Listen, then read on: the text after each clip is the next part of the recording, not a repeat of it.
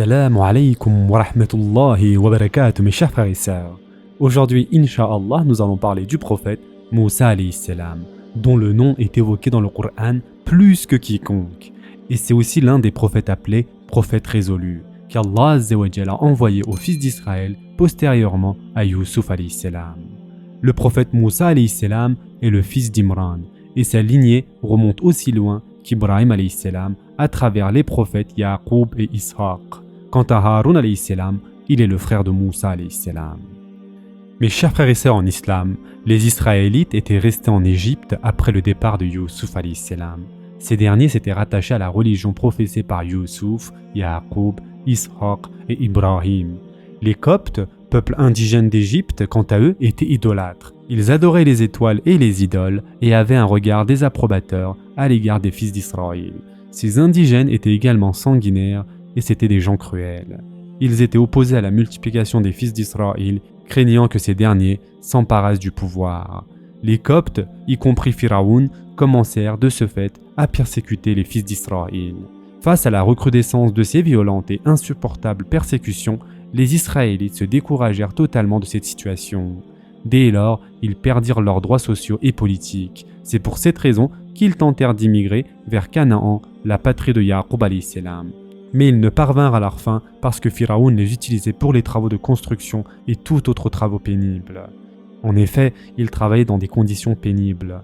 Les fils d'Israël étaient composés de 12 tribus, toutes issues des fils de Yaqub alayhi salam. Pharaon les retenait continuellement sous la pression et la persécution. Il taxait généralement de lourds impôts à ceux qui ne travaillaient pas. Il attachait les bras de ceux qui n'apportaient pas l'impôt journalier avant la tombée du jour et les laissait de cette manière durant 1 mois. Et en effet, Allah Azza wa Jalla dit concernant Pharaon, Pharaon était hautain sur terre. Il répartit en clans ses habitants afin d'abuser de la faiblesse de l'un d'eux. Il égorgeait leurs fils et laissait vivantes leurs femmes. Il était vraiment parmi les fauteurs de désordre. Surat al-Qasas, verset 4. Durant cette période d'oppression et de dépression, Allah Azza wa Jalla leur envoya Moussa alayhi salam en qualité de prophète. Et en effet, Allah Azza wa Jalla dit « Mais nous voulions favoriser ceux qui avaient été faibles sur terre et en faire des dirigeants et en faire les héritiers, et les établir puissamment sur terre, à faire voir à Pharaon, à Haman et à leurs soldats ce dont ils redoutaient. » Mes chers frères et sœurs en islam, commençons du tout début. Une nuit, Pharaon vit en rêve un feu qui sortait de Bayt al-Maqdis et qui embrasait toutes les maisons des Coptes sans avoir aucun effet sur les maisons des fils d'Israël. Lorsqu'il fit interpréter son rêve, on lui dit ceci : « Un enfant sortira des fils d'Israël et renversera ton règne. » C'est à cet effet que Pharaon ordonna à ses soldats de tuer tous les enfants de sexe masculin qui devaient naître parmi les fils d'Israël.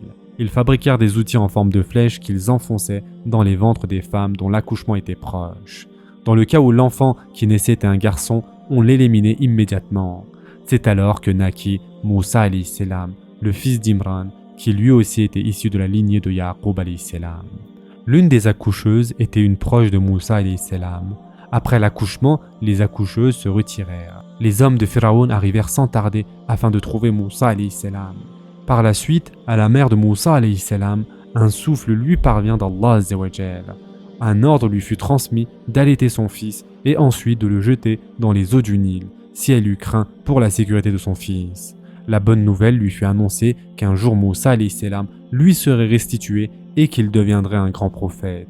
Et en effet, Allah Azza wa Jalla dit dans le Coran : « Et nous révélâmes à la mère de Moussa ceci : allaite-le, et quand tu craindras pour lui, jette-le dans le flot, et n'aie pas peur, et ne t'attriste pas.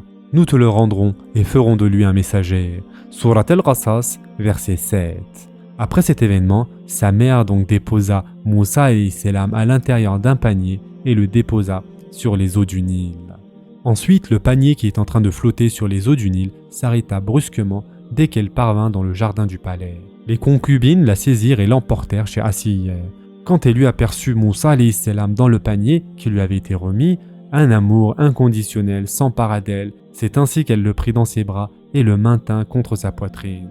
Par la suite, elle amena l'enfant auprès de Pharaon et réussit à le convaincre en disant : « Cet enfant réjouira mon œil et le tien, ne le tuez pas. Il pourrait nous être utile ou le prendrons-nous pour enfant ?» Et il ne pressentait rien. Surat al-Qasas, verset 9. Après avoir décidé du séjour définitif de Moussa alayhi salam dans le palais, on lui chercha une nourrice. C'est ainsi que plusieurs femmes furent sollicitées au palais, mais ces dernières ne convinrent pas à l'enfant.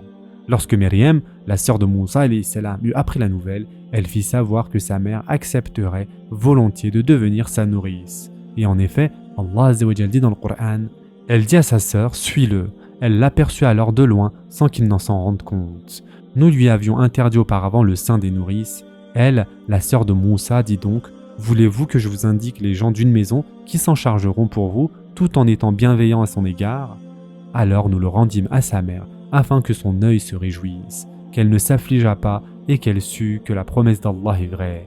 Mais la plupart d'entre eux ne savent pas. Surat Al-Qasas, versets 11 à 13.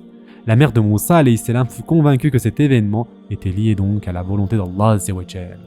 Les gens du palais, mes chers frères et sœurs, ne connurent jamais l'identité de la véritable mère de Moussa alayhi salam. Ils lui ordonnèrent donc d'allaiter Moussa alayhi salam en contrepartie d'une rétribution.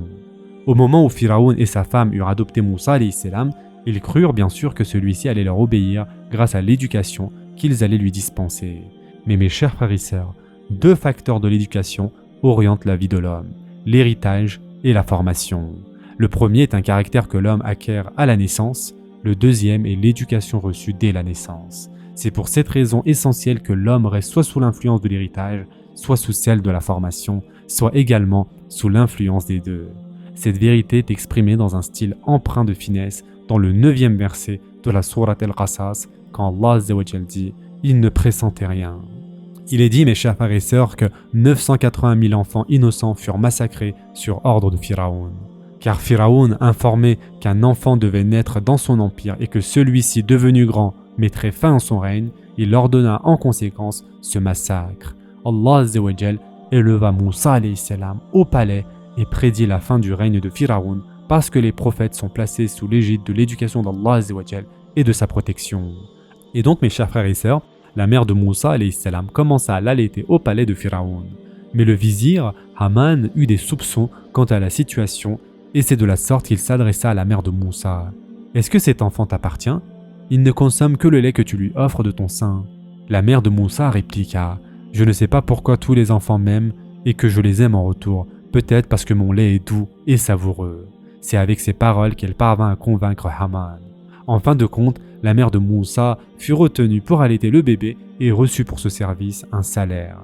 Un immense bienfait d'Allah Azza wa Jal lui fut ainsi accordé et Allah subhanahu wa ta'ala dit à ce sujet « Et le cœur de la mère de Moussa devint vide. Peu s'en fallut qu'elle ne divulguât tout, si nous n'avions pas renforcé son cœur pour qu'elle restât du nombre des croyants. » Surat Al-Qasas, verset 10. Lorsque Moussa alayhi salam manquait à Asiya, elle le faisait venir avec sa nourrice et leur offrait à tous deux des cadeaux. Un jour, Moussa alayhi salam fut conduit dans la chambre de Pharaon. Celui-ci le prit dans ses bras. Moussa alayhi salam tira sévèrement la barbe de Pharaon et arracha des poils. Selon d'autres versions, il frappa Pharaon avec le fouet qu'il avait retiré de ses mains. Pharaon se fâcha contre lui en disant « Voici l'ennemi que je cherchais ». Et donc il décida d'éliminer Moussa alayhi salam. L'épouse de Pharaon qui apprit la nouvelle survint directement. « Ce n'est qu'un enfant, il n'est pas raisonnable, c'est tout, dit-il. Si tu veux, testons-le. Posons des rubis et des diamants dans une assiette et du feu dans une autre. Si Moussa saisit les rubis et les diamants, c'est qu'il est raisonnable. S'il se saisit du feu, sache que cela signifie qu'il n'est pas apte à comprendre. » Pharaon accepta la proposition. Il fit venir une assiette remplie de feu et une autre remplie de bijoux qu'il plaça devant Moussa.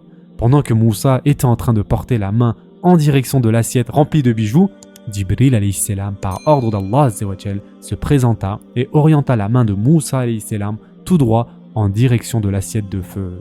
Pharaon, qui comprit la situation, dit alors « Oui, c'est bien l'enfance qui l'a conduit à faire ce choix. » Et il pardonna à Moussa. Allah Azza wa Jal fit en sorte que Moussa alayhi salam fut aimé de tous les gens de son entourage. « Et j'ai répandu sur toi une affection de ma part, afin que tu sois élevé sous mon œil. » Surat Taha, verset 39.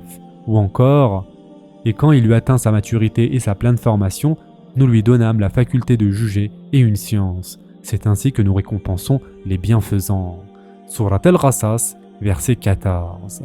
Après cette période, Moussa alayhi salam commença à critiquer puis à dénoncer la fausse divinité de Pharaon ainsi que ses croyances sataniques. On va s'arrêter ici pour aujourd'hui. Je vous souhaite dès maintenant un bon iftar. En attendant, prenez soin de vous mes chers frères et sœurs et à très prochainement, Inch'Allah.